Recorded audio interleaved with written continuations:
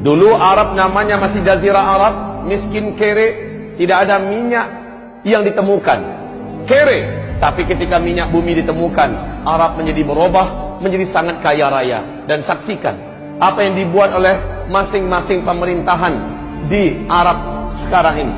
Arab Saudinya, Kuwait, Qatar, Bahrain, Oman, Uni Emirat Arab, serta Yaman. Lihat, masing-masing sedang berlomba-lomba membangun gedung-gedung yang tinggi-tinggi, mewah-mewah, pencakar langit. Dan jika zaman itu sudah kalian temukan, kata Rasulullah, jarak masa antara kalian dengan kiamat sudah sangat-sangat dekat. Kemudian lihat, Rasul mengatakan SAW, tidak akan terjadi kiamat sampai negeri Arab mulai dituruni oleh salju. Tidak ada satupun dunia yang bisa menutup fakta ini.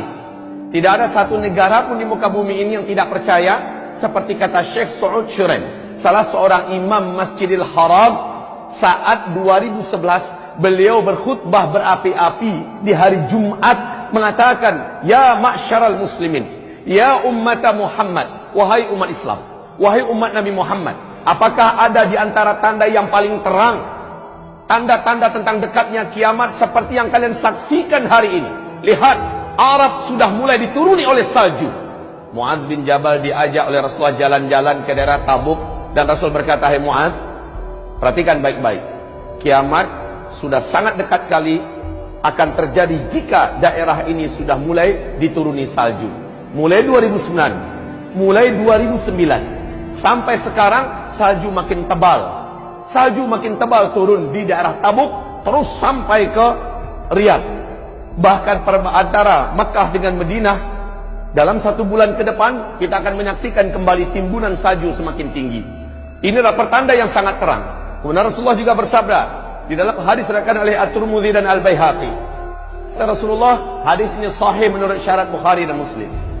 La taqumu sa'ah hatta yahsiral furat an jabalin min dhahab.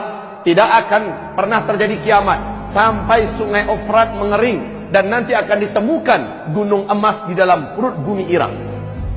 Ibarat Allah, 12 Februari tahun 2013 di New York Times diumumkan apa yang dinyatakan dan dirilis resmi dari NASA, bahwa para pakar dan ahli mereka mengatakan sungai Efrat sudah menyusut airnya 60%. Dan menurut analisa para pakar dan ahli kami, kata NASA, 2014 sungai Efrat akan kering total. Ternyata benar, Maret 2014 sungai Efrat sudah tidak berair sama sekali. Yang paling unik adalah, kita bacakan hadis tadi sempurna, ketika sungai Efrat itu mengering, kalian akan dikejutkan dengan penemuan gunung emas yang sangat besar dalam perut bumi Irak. Ada suatu hantaman dan getaran besar yang menjadikan gunung itu akan mencogok, akan muncul, akan tampil ke permukaan. Fayaqtatilun nasu alaih fayuqtalu kullu mi'ah tis'atun wa tis'un. Akan membawa senjata seluruh laki-laki yang akan ada di muka bumi ini, dan mereka berperang memperebutkan gunung emas itu. Setiap mereka berkata, dalam berkata itu, dalam setiap 100 orang yang berperang di sana akan terbunuh 99-nya. Seluruh mereka berkata, wa yaqulu la'alli la wa yaqulu kullu rajulin minhum la'alli akunu ana alladhi anju. Semoga sayalah yang selamat.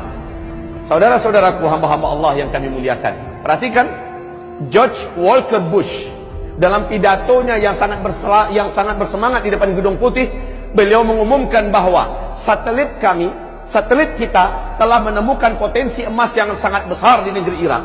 Amerika Serikat selaku polisi dunia akan memastikan emas ini tidak akan terjatuh ke tangan-tangan negara-negara dan manusia-manusia yang tidak bertanggung jawab.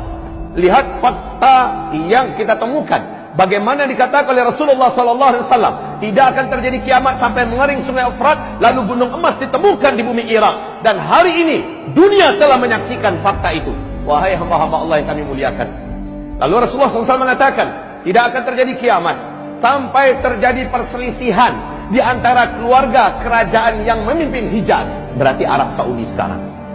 Bila kalian telah menyaksikan perselisihan di antara anggota keluarga kerajaan, maka dekatlah bencana-bencana terjadi di tengah-tengah mereka, dan gempa demi gempa.